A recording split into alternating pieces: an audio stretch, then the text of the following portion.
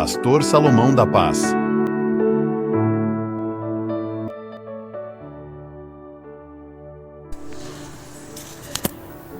Estamos passando um momento muito delicado. Jesus está começando a trabalhar em algumas áreas em nossas vidas e eu percebo sendo tratados por Deus em algumas áreas, cada um da sua maneira, né?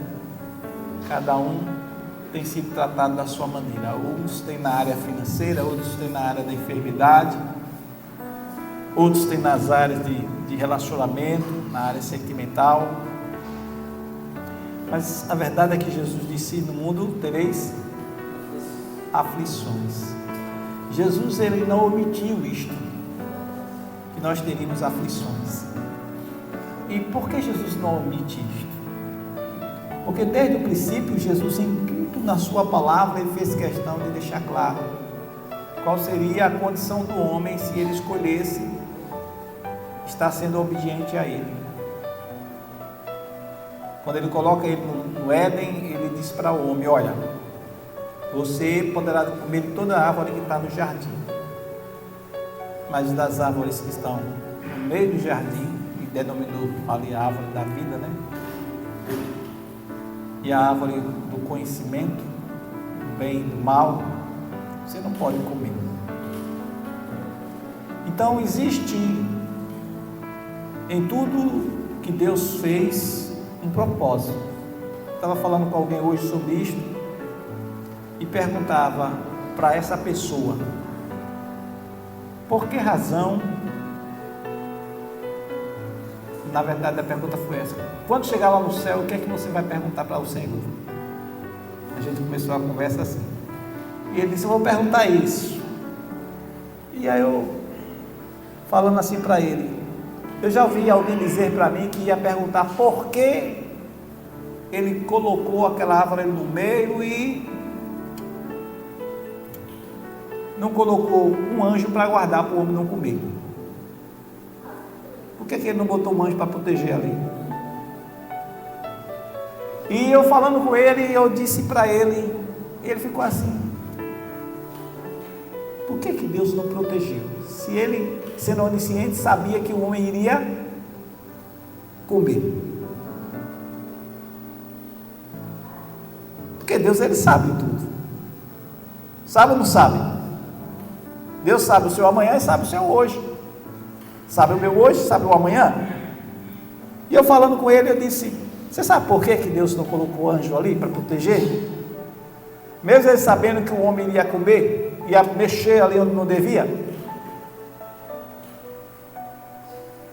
Porque Deus nos fez a sua imagem e semelhança. Nós temos vontades. Nós temos que aprendermos a controlar os nossos desejos. Por nós sermos semelhantes a Ele, Ele nos deu essa capacidade de fazermos escolhas. Aí eu dei um exemplo para ele. Imagine um casamento, uma pessoa que é casado e esta pessoa faz as coisas para ele por obrigação, ou só faz se estiver sendo supervisionado, se estiver sendo cobrado, se estiver ali presente todo o tempo, aquela palavra de exortação obrigando ele a fazer ou ela a fazer a comida, lavar a roupa, né? Lavar os pratos. Imagine se a mulher fizesse tudo isso, se o esposo ficasse todo o tempo só falando, e ela não fizesse isso porque ela entende que é o seu dever, e cuidar da casa, e deve cuidar por amor. Imagine esse marido que trabalha, que bota as coisas dentro de casa, que fica passando em rosto tudo que ele faz à mulher. Essa mulher vai se sentir feliz? Não, porque tudo que ele vem a fazer para esta casa, para esta mulher, ele faz porque a ama. Então o casamento, se ele não é bem sucedido por causa desses conflitos, que não há amor, então não tem por que existir este casamento. Então eu dei essa ilustração a essa pessoa, mostrando o seguinte, que que o nosso relacionamento com Deus, ele é pautado em princípios. E um desses princípios, irmãos, é exatamente o amor. Porque Deus é amor. E se nós somos a imagem e semelhança de Deus, nós devemos também estarmos nutrindo as nossas ações por amor. E quando isso não acontece, há um esvaziamento do nosso comportamento, seja na adoração, seja no serviço, o culto, a frieza espiritual. Porque o que é que aquece o relacionamento do casal? Por que o casal arde, como alguns dizem, de paixão? Paixão é desejo. Certo? Por quê? Porque há amor. Então, onde há amor, há entrega. E onde há entrega, não pode haver barreira. O amor lança fora o medo. Por isso que a mulher, ela se entrega ao esposo, ela sai da sua casa, deixa o seu pai, seja da sua mãe, e ela supera o medo. E a palavra de Deus diz: o amor lança fora o medo. Então, se nós nos relacionamos, se nós estamos em sintonia com Deus, se nós estamos vivendo em comunhão, se nós estamos pautando a nossa vida nos princípios da palavra de Deus, todo o medo que nós tínhamos tem que sair. E eu queria falar nesta noite sobre o poder manifesto do sangue de Jesus em nós. Este poder, irmãos, que faz a diferença e que nós precisamos estar assimilando o que é realmente e quem somos, por que nós fomos comprados, e entendemos o preço sacrificial que existiu lá no mundo invisível e que saiu dali do projeto de Deus que estava no mundo invisível e se materializou, sendo completo. É o sangue que foi imolado desde o princípio. Deus já havia, na sua onisciência, visto isto. Então, quando o homem peca, e ele é avisado que se pecasse, ele morreria, né? Ele teria esse afastamento, que a morte é o afastamento de Deus. Muitos estão mortos espirituais, irmão, porque estão afastados de Deus. Muitos não têm prazer de estar na casa de Deus. Muitos, quando vêm, às vezes até não conseguem prestar um culto, está preocupado em outras coisas. Tem alguns que chegam, mas chegam ansiosos, desejosos em ver algumas coisas acontecendo de forma precipitada, desordenada, e até diz como deveria ser, e deixa de adorar a Deus para estar preocupado com o culto em si. Que na verdade o culto em si que eu estou falando não é a liturgia, mas é a adoração pessoal que cada um tem para com este Deus, por gratidão pela redenção que veio através do seu sangue. E eu queria falar um pouco sobre isso, e quero levar você a abrir a palavra de Deus no livro de Êxodo, capítulo 12, versículo 13. Abram aí comigo, Êxodo capítulo 12, versículo 13.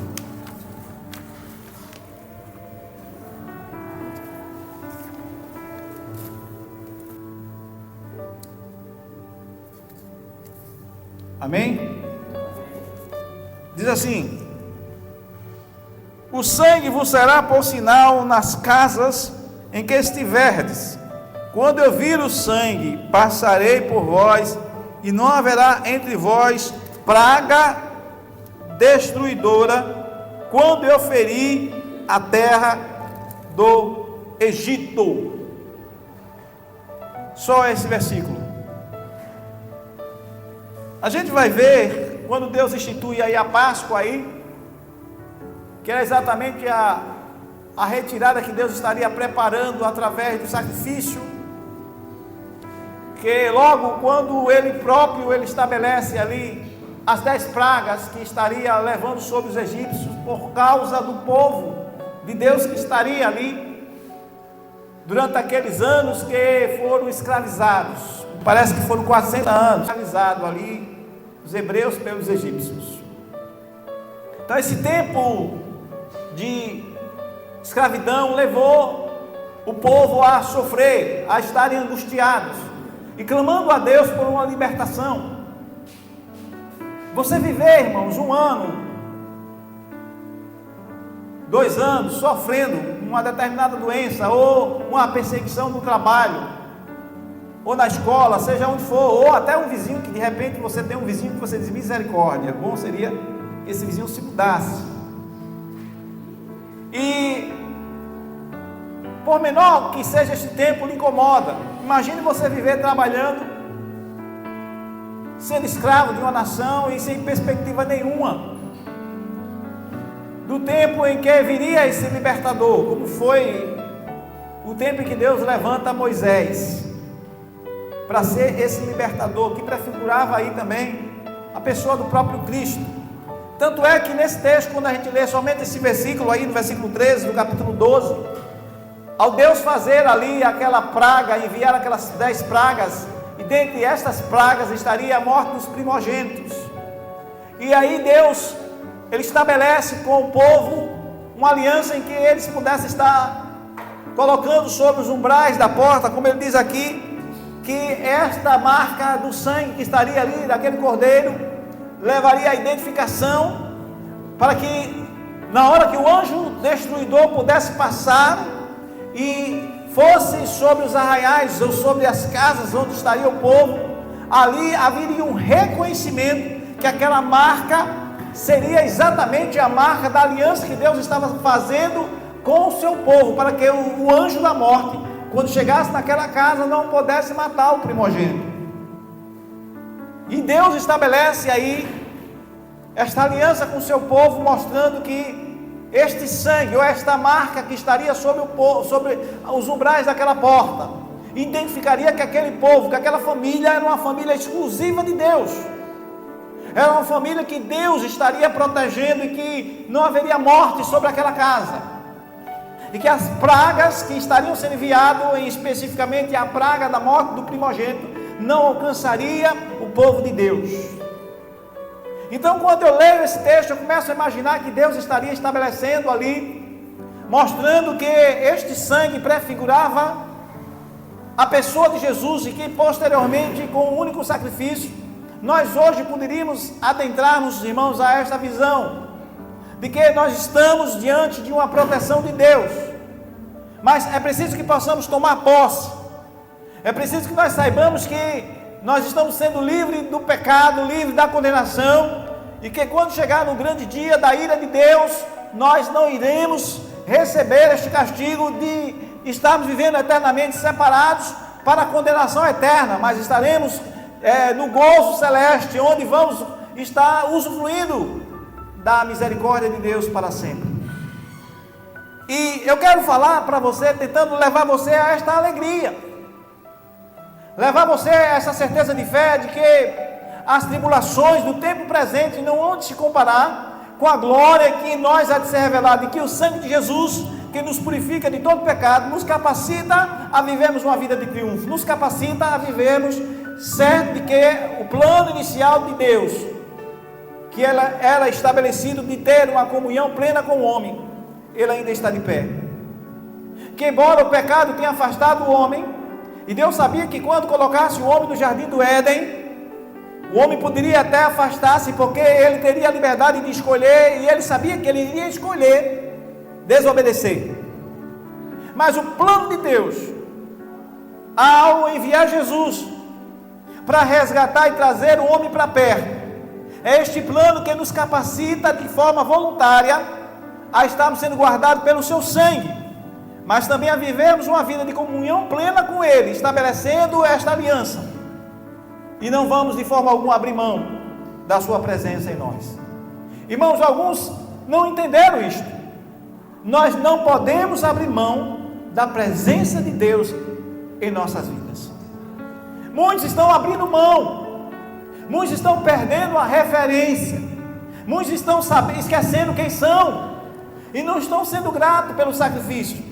E quando o texto diz que o sangue vos será por sinal nas casas que estiverdes, as casas que estiverem marcadas com sangue, as casas em que houver a conscientização da obediência, que colocando sobre os umbrais da porta daquelas casas, o anjo destruidor, quando passasse, saberia que ali havia uma aliança daquela família com Deus.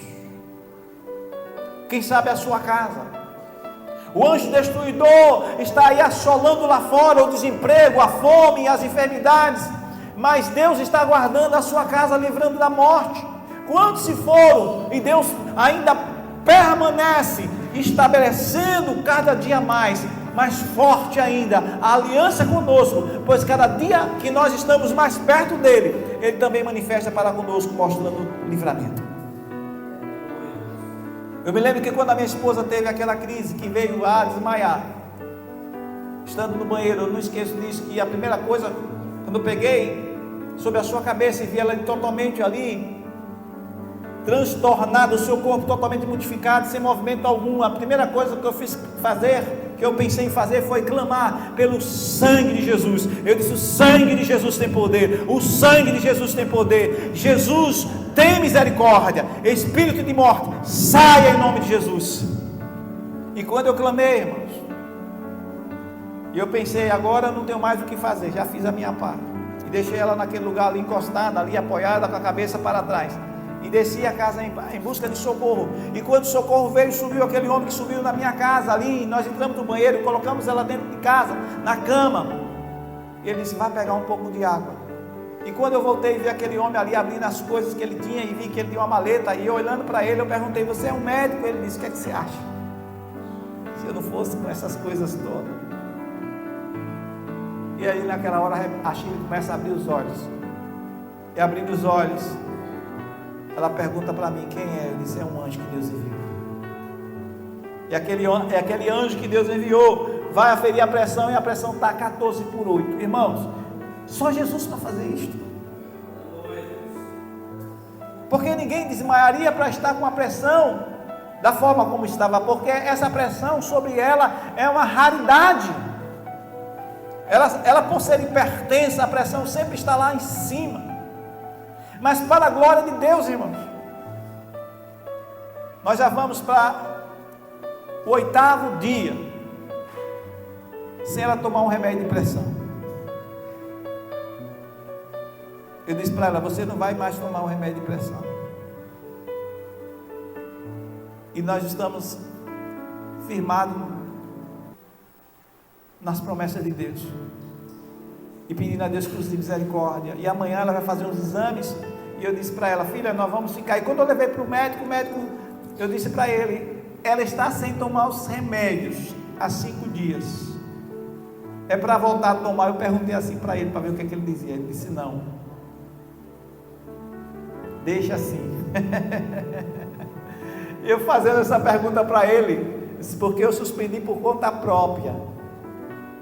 E eu falei: mas o batimento dela está muito alto, 95, 85, 98.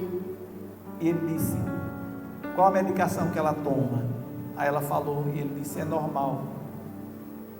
Os primeiros dias, por suspender essa medicação, o coração dela vai ficar dando esse pico, mas depois vai normalizar.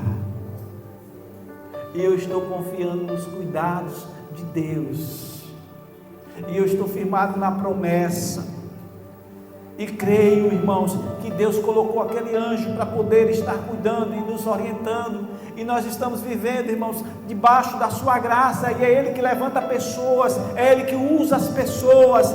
A medicina também está aí, porque é um presente de Deus.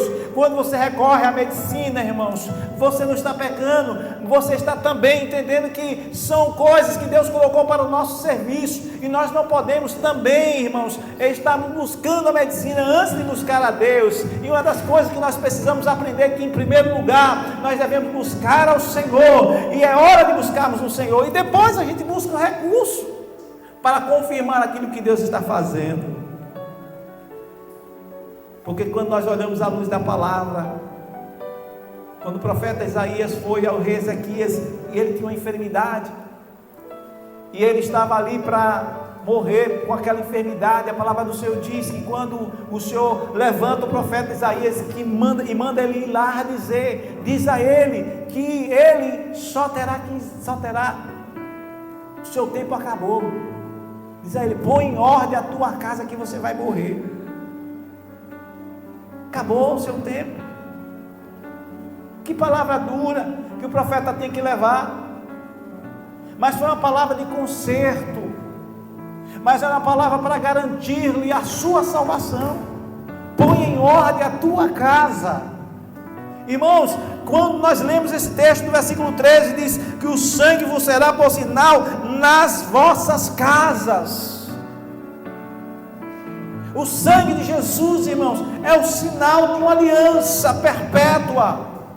É o sinal de uma segurança, é o sinal de livramento, é um sinal de morte que está sendo cortada sobre a sua família. Os laços que havia, irmão, de maldição, estão sendo quebrados pelo poder do sangue de Jesus.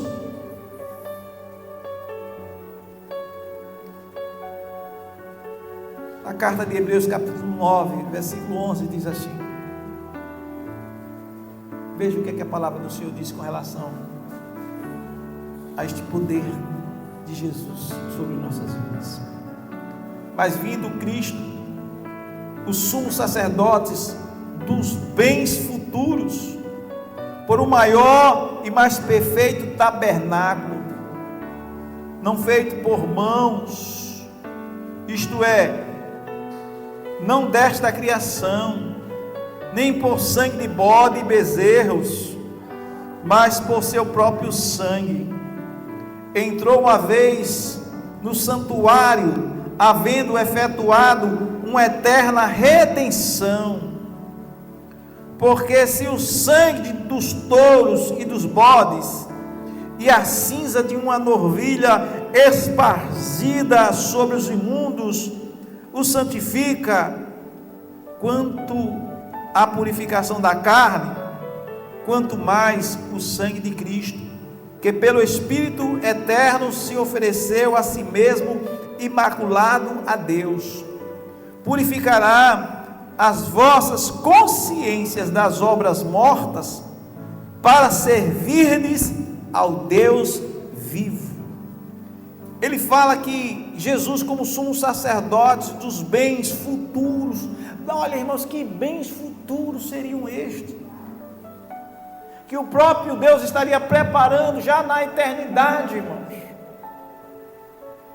Mesmo na sua presciência, quando Ele cria todas as coisas e vê que era bom, Ele coloca o homem lá no Éden, e Ele sabendo que o homem poderia desobedecê-lo, desonrando, pecando, e Ele teria que tirá-lo dali, mas Ele já havia preparado tudo. E diz que aí, nesse texto da carta aos Hebreus, ele está falando que ele, como sumo sacerdote dos bens futuros, por um maior e mais perfeito tabernáculo, ou seja, naquilo que já existia na eternidade, Deus estando lá com Jesus, já vislumbrava, irmãos, o maior patrimônio que ele tem. Eu costumo dizer que o maior patrimônio que nós temos são os nossos filhos.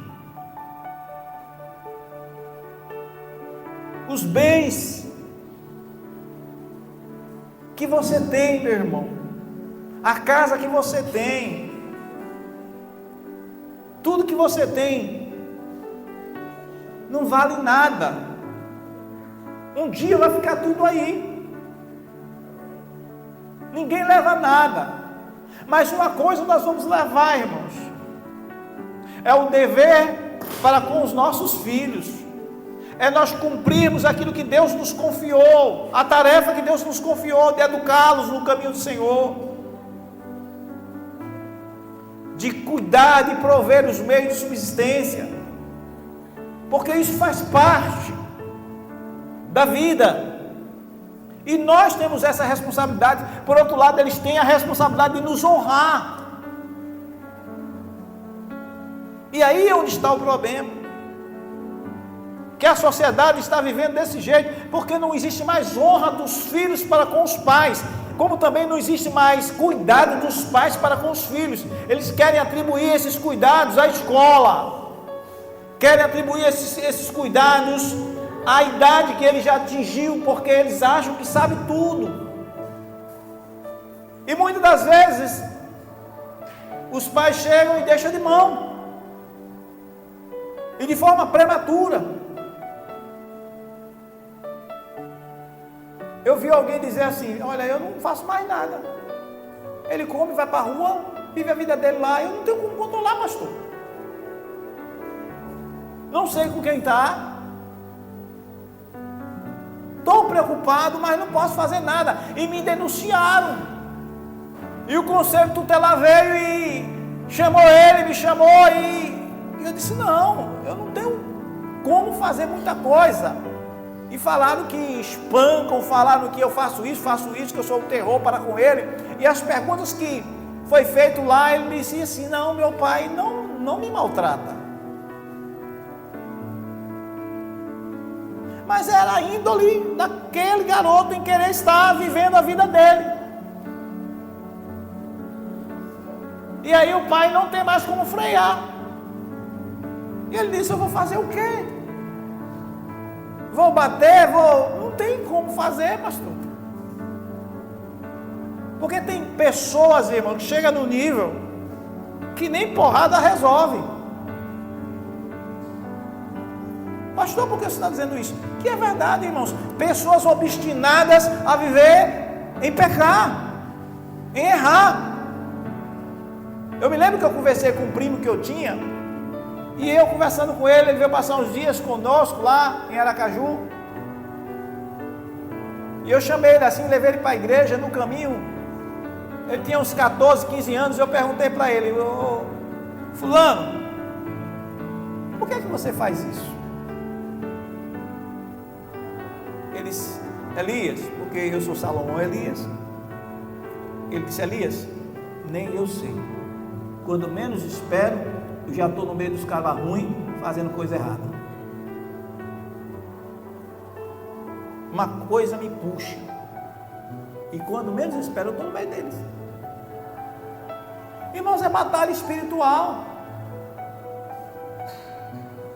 Batalha espiritual. A família, os irmãos, pegava ele, pegava uma cadeira, quebrava nas costas, amarrava ele de corda, porque ele pegava às vezes a faca e dizia: hoje ninguém dorme, vou furar um. Aí ele tinha 5 irmãos, os irmãos se reuniam e pegavam ele, quebravam no cacete e amarrava para poder todo mundo dormir. Porque quando ele chegava cheio de droga, era um terror em casa. Irmãos, a mãe não tinha o que fazer. E ele foi o único que deu trabalho. E hoje, graças a Deus, ele disse: o passado é passado, né? Ele vem, aparece lá na nossa terra, está morando na Bahia, aparece com a esposa. E às vezes as pessoas fazem comentários, dizem: olha, eu fico tão chateado que querem falar do meu passado. Meu passado já morreu.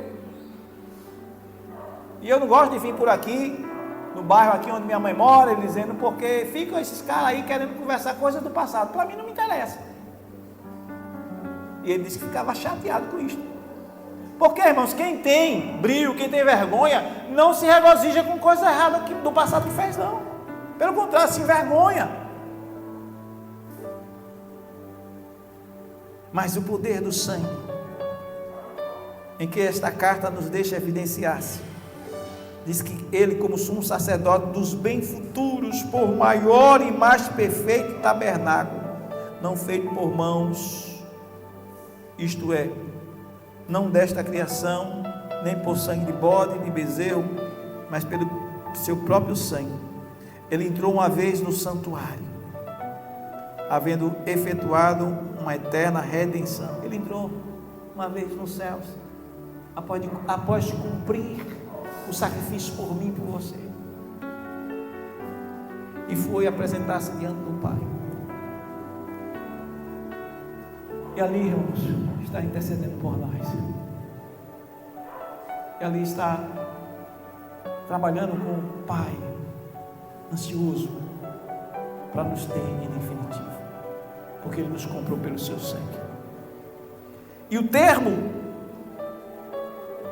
que nós conseguimos enxergar é que, porque a vida da carne está no sangue. Pelo que vulo tenho dado sobre o altar para fazer expiação pelas vossas almas, porque o sangue que fará expiação pela alma. Em Levítico capítulo 17, versículo 11, está falando de um sacrifício, de um ritual, mas também prefigurava a pessoa de Jesus, quando diz que o Senhor, através, como ele fala aqui, usando o próprio Moisés, trazendo essa visão de que, porque a vida da carne está no sangue, ou seja, a vida, embora prefigurado que havia daquele sacrifício que era feito através dos animais, e que a vida que nós recebemos, irmãos, através da manifestação de Cristo em nós, está no sangue de Jesus que nos comprou, e que esta aliança está de pé, e que nos impulsiona a andarmos sempre no sentido da mão certa, porque estamos aliançados com Deus.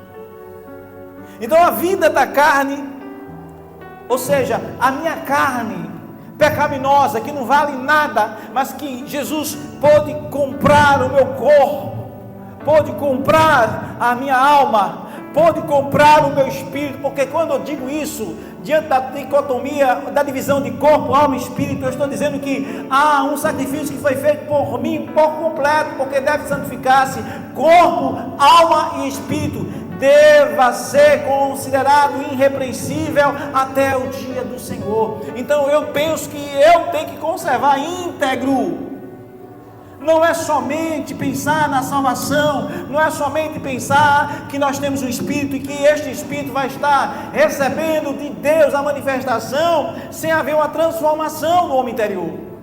Este Espírito entra em nós, que é o Espírito Santo, e nos molda, nos transforma, nos leva para uma vida totalmente plena. É por isso que diz que também deve ser conservado irrepreensível o corpo, a alma e o Espírito.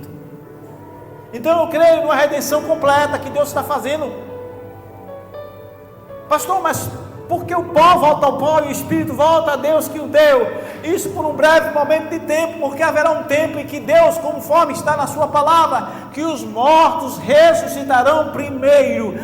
Irmãos, haverá uma manifestação, receberemos um corpo incorruptível. Os que estiverem vivos serão transformados também, na vinda do Senhor vai receber um corpo incorruptível. Então este corpo que nós temos, conforme a imagem do próprio corpo de Jesus, que ele ao ressurgir, irmãos, ele recebe a graça da manifestação a voltar-se, que aquele corpo apresenta-se aos discípulos e era o mesmo corpo que ele esteve antes da morte. Ele desce ao sepulcro e o corpo que volta, que ressurge, é o mesmo corpo, não é outro corpo, mas é um corpo glorificado. Então eu creio na redenção, irmãos, que haverá para este corpo. Eu não sei como será o mistério, mas eu sei que Deus vai nos dar, irmãos. Porque a palavra de Deus diz que até o mar vai dar conta dos mortos. Não sei como será, irmãos. Os aviões que caíram, as pessoas que foram ali. Pastor, mas já não existe mais, os tubarões comeu. Eu não quero saber onde está, mas eu sei que o Espírito, quando soprar, vai pegar nesses quatro cantos da terra, irmão, e vai trazer tudo para que possa ser feito para louvor e glória, e a palavra venha a se cumprir. Êxodo 8:23. E porei separação entre meu povo e o teu povo. Amanhã se fará este sinal. Deus quer pôr separação. Deus quer revelar, irmãos, que existe um povo que é propriedade dele. Você consegue entender isto? Deus quer mostrar que existe um povo que é separado. Não dá, irmãos, para nós andarmos entre dois pensamentos. Ora quer, ora não quer, ora tá, ora não tá, ora faz, ora não faz, ora participa, ora fica distante, ora está na igreja, ora não está. A igreja, irmãos, é um lugar de adoração. Não adianta você ficar olhando para os problemas, olhando para as pessoas. Venha adorar a Deus e esqueça o resto, porque o resto é resto. Importa você está adorando. Como diz aquele louvor, eu quero adorar Eu quero adorar. E Deus, através da sua palavra, meus irmãos, Ele nos garante que o sangue de Jesus tem poder, e pelo sangue de Jesus que você se torna um vencedor. Diga para o seu irmão: o sangue de Jesus nos faz vencedor. O sangue de Jesus nos faz vencedor, irmãos. O sangue que está sobre a tua vida, o sangue que está sobre a tua casa, é que lhe garante a vitória. Não é o teu nome. Pastor, mas o nome não é importante.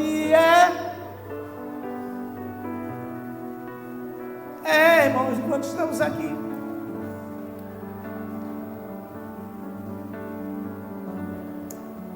para identificação, mas nós temos o DNA. Irmão, você pode mudar de nome 10, 20, 30 vezes, mas tu tens um DNA que não é mutável. Tu tens uma identidade que não é transferida. Pode ter muitos José, muitos João, muitos Salomão, muitos Jadson, mas há uma identificação do selo de Deus que é exclusivo, que é só teu. Não tem ninguém, irmãos, com esta digital, só você. Pense nisso. No meio de bilhões e bilhões de pessoas, você é exclusivo. Apocalipse 12, 11 diz: eles venceram pelo sangue do Cordeiro e pela palavra do seu testemunho, e não amaram as suas vidas até a morte. Diz que eles venceram pelo testemunho que deram, mas eles venceram pelo sangue do Cordeiro. Mas quando nós vencemos pelo sangue do Cordeiro, nós vencemos porque testemunhamos. Onde estão os testemunhos?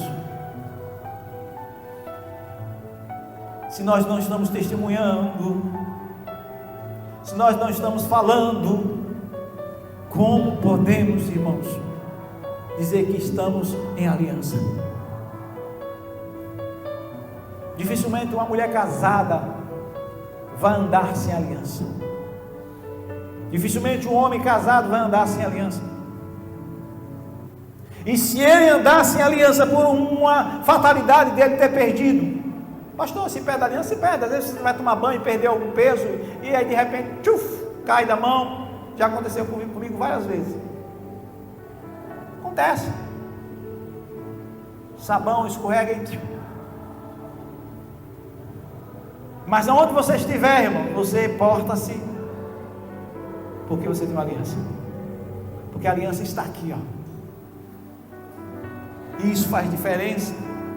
O sangue de Jesus Cristo nos purifica de todo pecado. O sangue de Jesus tem poder, mas também o sangue também purifica. Está escrito que o sangue de Jesus está fazendo esta obra, porque diz assim em Hebreus 10, 19: tendo, pois, irmãos, ousadia para entrar no lugar chamado Santo dos Santos, pelo sangue de Jesus. E diz que nós somos ousados pelo sangue, e que nós somos purificados pelo sangue. Mas se andarmos na luz como Ele na luz está, temos comunhão uns com os outros, e o sangue de Jesus nos purifica de todo pecado. Carta de João 1, versículo 7. Se andarmos na luz como Ele na luz está, temos comunhão uns com os outros, e o sangue de Jesus nos purifica de todo pecado.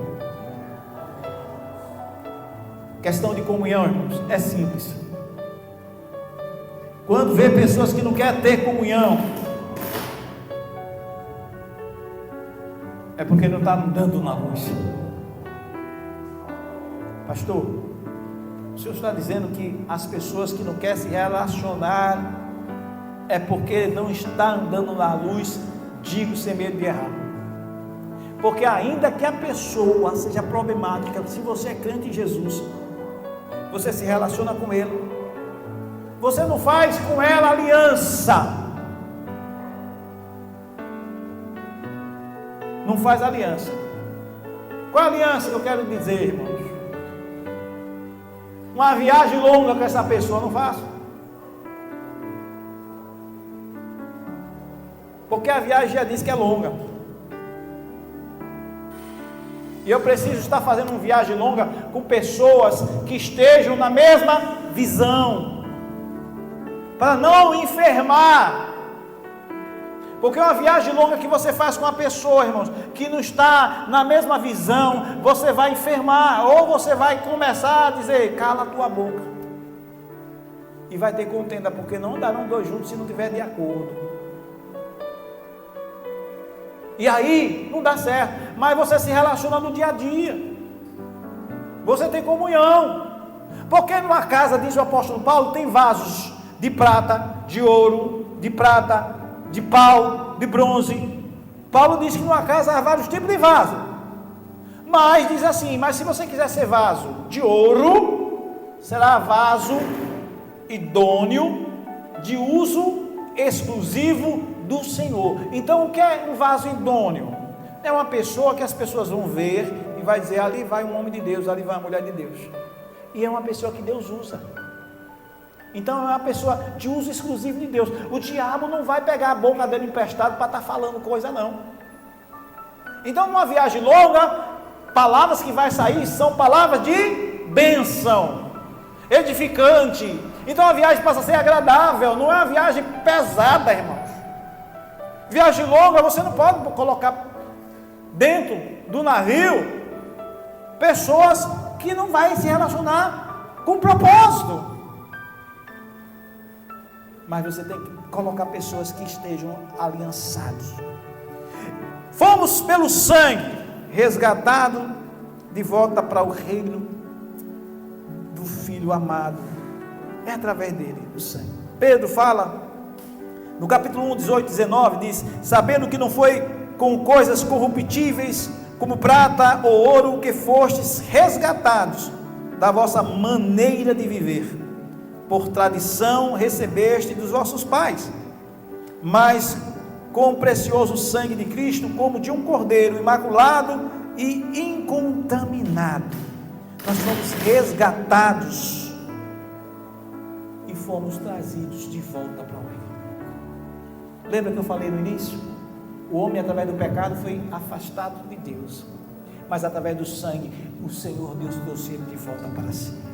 E o sangue nos traz, nesse sentido, irmãos, de volta para o reino. E por último, irmãos, o sangue de Jesus, que faz com que o juízo, a morte e a adversidade passe bem longe de nós. É o sangue que nos protege. É por isso que eu estou falando que vai fazer com que as adversidades, as tribulações que vêm, elas não vão perdurar, elas são momentâneas. É por isso que diz que as tribulações do tempo presente não hão de comparar com a glória que em nós há de ser revelado. Você está passando por uma luta e você olha para a luta e diz, isso vai passar. Hoje eu estava passando por uma luta, estava louvando a Jesus, pelo sangue de Jesus. A poder, do sangue. E a poder do sangue. O sangue de Jesus faz com que o juízo, a morte e a adversidade passe bem longe de nós. Êxodo 12, 12 a 13, eu passarei pela terra do Egito esta noite e ferirei todo primogênito na terra do Egito, desde o homem até os animais. Em todos os deuses do Egito farei juízos, eu sou o Senhor, e aquele sangue vos será por sinal nas casas em que estiverdes. Vendo eu sangue, passarei por cima de vós, e não haverá entre vós praga de mortandade, quando eu ferir a terra do Egito. E para finalizar, mas agora em Cristo Jesus, vós que antes estavam longe, já pelo sangue de Cristo chegaste para perto. Efésios 2, versículo 13. Mas agora em Cristo Jesus, vós que estavam longe, já pelo sangue de Jesus chegaste para perto. Pelo sangue de Jesus você chegou até aqui. Pelo sangue de Jesus você está no culto da vitória. Pelo sangue de Jesus a sua causa pode ser difícil, mas continue crendo e continue clamando para que o sangue de Jesus esteja sobre a sua vida, esteja aspergido sobre a sua casa. Você já é propriedade de Deus, porque você ouviu a palavra, você creu, e agora você está firmado nos cuidados da sua promessa. E não permita que as dúvidas venham, não permita que Satanás roube a tua paz.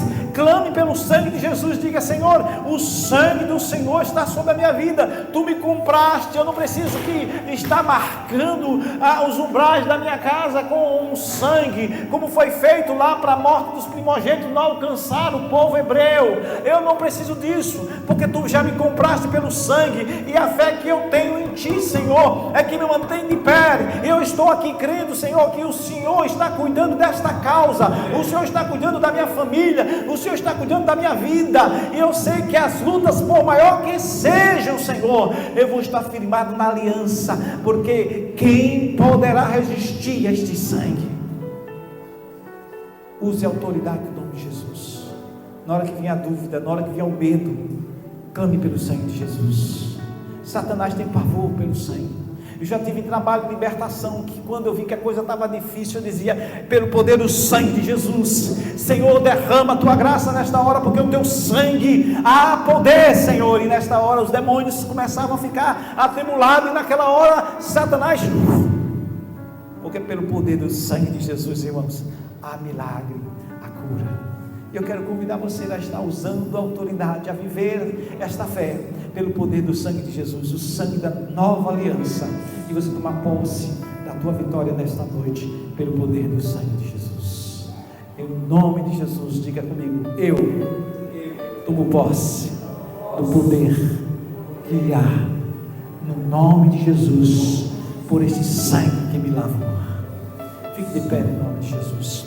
O sangue que nos purifica de todo pecado. Eu quero que você faça uma oração nesta hora de perdão, de confissão. Nós vamos entrar na campanha, mas eu quero que você, ao vir na frente, já fizeste esta oração, já tenha feito esta oração, uma oração de confissão. Você vai falar com Deus, vai dizer: Deus, eu quero confessar o meu pecado.